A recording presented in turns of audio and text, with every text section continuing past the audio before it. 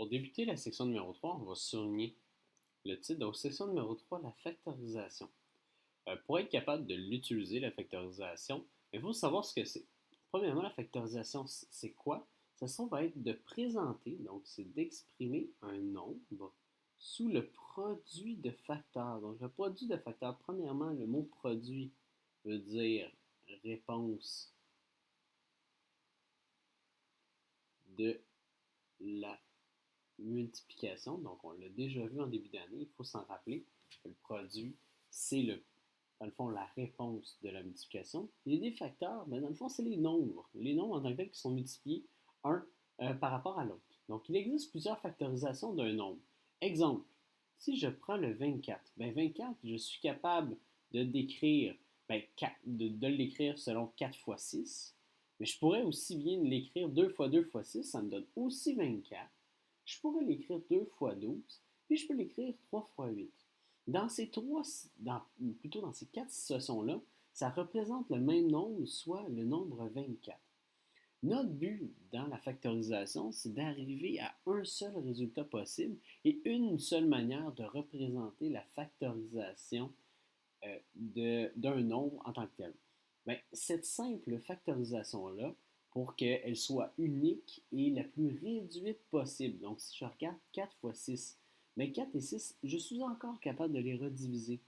Même si j'ai 2 fois 2, 6, on est encore capable de le diviser. Quand on effectue vraiment une décomposition en facteurs la plus simple possible, ce qu'on fait, c'est une factorisation première. Factorisation première. Ça permet de quoi? Ça permet d'exprimer un nombre, encore là, comme la factorisation, mais en utilisant les produits, donc la réponse de multiplication, de facteurs premiers. Le mot qui s'ajoute, c'est le mot premier. Ben, c'est sûr que c'est en lien avec les nombres premiers. Ben, c'est quoi ça, un nombre premier? Ben, c'est un nombre qui se divise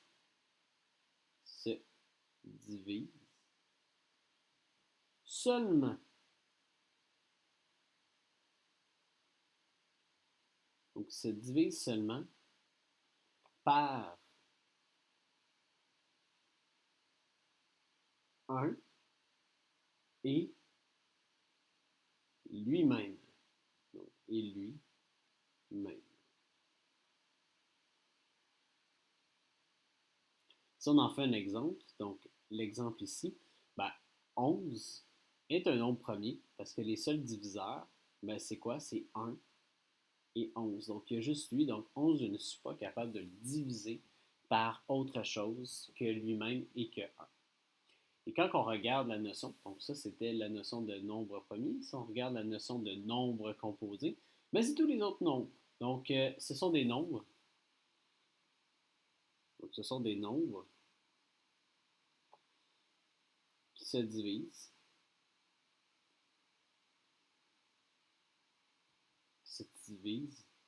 par plus de deux diviseurs. Parce qu'à la base, le minimum de diviseurs qu'on peut avoir, ben c'est quoi? C'est 1 et lui-même. Mais il y en aurait plus que ça, donc il y aurait plus que 1 et lui-même. Il y aurait, par exemple, 2, il y aurait 3, il y aurait 4, peu importe le nombre que vous avez. Donc, dans le fond, c'est que c'est autre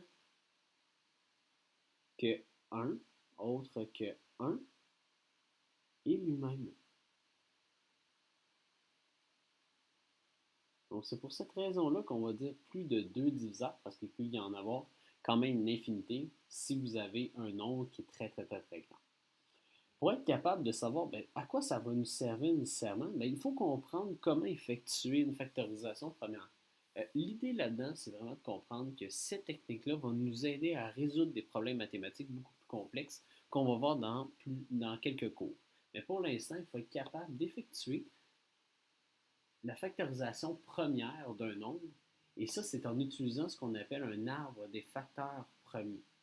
Donc, pour être capable d'effectuer une factorisation première, ben, on va le faire. Il y en a plusieurs qui l'ont vu au primaire, mais quand même, si je fais une factorisation première du nombre 440, donc si je veux factoriser mon nombre 440, Bien, factorisation première, si je souligne factorisation première, veut dire que je veux obtenir quoi? Des nombres premiers. Donc, je veux obtenir quoi? Des nombres premiers dans mon expression. Donc, je veux obtenir des nombres premiers dans ma situation. Donc, si j'ai 440, un arbre de facteurs va toujours avoir deux branches se séparant une de l'autre. Donc, la première, 440, mais par quoi je pourrais diviser, je pourrais multiplier ou séparer en facteurs mon 440? Ben, moi, je décide d'utiliser 44 et 10. J'aurais pu utiliser, exemple, 22 fois 20. Ça va donner la même chose et on va arriver exactement au même résultat. Si je redivise par la suite mes facteurs, parce que je n'ai pas obtenu des nombres premiers, 44 et 10 ne sont pas des nombres premiers. 44, je peux le diviser par 4 et par 11. Si je compare 4 et 11, 4 n'est pas un nombre premier, mais par exemple, 11 l'est. Ce que je fais, c'est que j'encadre mes nombres premiers à chaque fois que j'en obtiens un dans mon arbre de facteurs. Je vais effectuer tout de suite le 10. Je vais décider que c'est 2 fois 5 pour obtenir 10. Ce que je viens d'obtenir en faisant 2 fois 5, c'est que 2 est un facteur premier et celui-là, 5, est un nombre premier aussi. Il y en a un qui me reste à décomposer, ben c'est le 4 qui peut être représenté par 2 fois 2 dans cette situation-là. Le but, c'est d'obtenir sur les dernières lignes mes nombres premiers, donc j'arrête mon arbre à un certain moment donné. Il y en a plusieurs qui, au primaire, ont vu qu'on mettait peut-être une multiplication entre les nombres à chaque fois parce que c'est un arbre de facteurs. Ce n'est pas obligatoire, non, pas obligatoire, pas obligatoire de mettre la multiplication entre les nombres. Donc, je vais les laisser là dans ce cas-ci, mais sinon, vous n'êtes pas obligé de les mettre. C'est vraiment ce que j'appelle quelque chose de superflu. Si je reviens, donc j'ai trouvé parfait mes nombres premiers. Mais est-ce que j'ai terminé? Donc, ce que je veux, c'est vraiment d'exprimer ma situation. Donc, je veux trouver ma factorisation première, donc mes nombres premiers. Je vais marquer ma réponse ici. Dans cette situation-là, donc ma réponse, dans ce cas-ci, je vais obtenir quoi?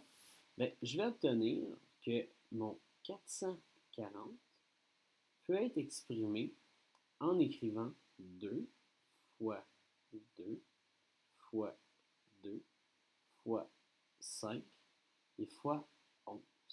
Donc, ce que j'ai fait, c'est que j'ai repris tous les facteurs premiers que j'ai obtenus et je les ai écrits un à la suite de l'autre. Donc, je les ai séparés en facteurs premiers. Mais moi, si je regarde ça, je vous lis la question qui est là. Peux-tu écrire le résultat de la factorisation première d'une manière plus courte? Si on regarde ce qu'on a déjà fait, donc d'une manière plus courte, comment qu'on pourrait écrire ça d'une manière plus courte? Il va falloir aller repérer notre résultat. D'une manière plus courte, on a vu une technique, une notion théorique qui nous permet de raccourcir une expression mathématique, mais ce sont les exposants. Ici, je peux utiliser le 2 fois 2 fois 2 pour réduire ça en 2 exposé en 3 parce que j'ai répété 3 fois le chiffre 2 dans ma situation. Mon 5, il est seulement une fois et le 11 seulement une fois. On obtient quoi? Donc, si c'est seulement une fois, je mets de cette manière-là. Et le 11, je l'ai une seule fois. Donc, ma réponse ici, d'une manière plus courte, je peux écrire 440 est égal à 2 exposant 3 fois 5 fois 11. Je ne suis pas obligé de mettre les exposants ici puisque c'est exposé en 1.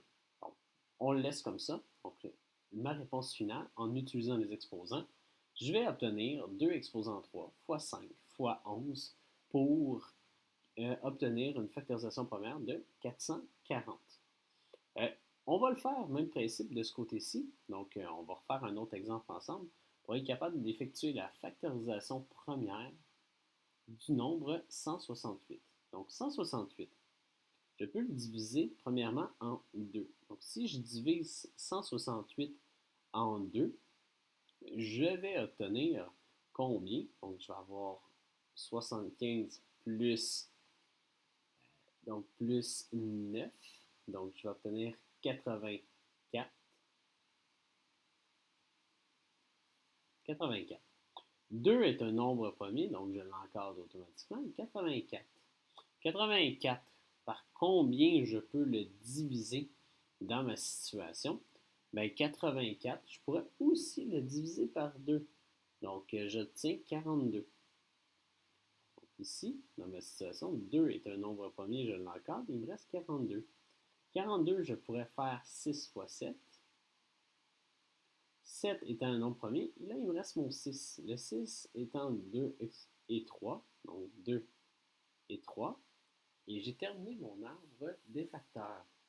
Si j'écris la situation suivante, je vais écrire à côté de ce côté-ci ma réponse que 168 est égal à 2 fois 2 fois 2 fois 3 fois 7.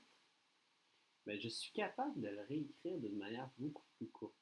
Et regardez, je les ai placés en ordre croissant. C'est pas pour rien parce que normalement, en mathématiques, on les écrit dans cet ordre-là. Donc la réponse ici finale, je devrais écrire 168 est égal à 2 exposant 3 fois 3 fois 7.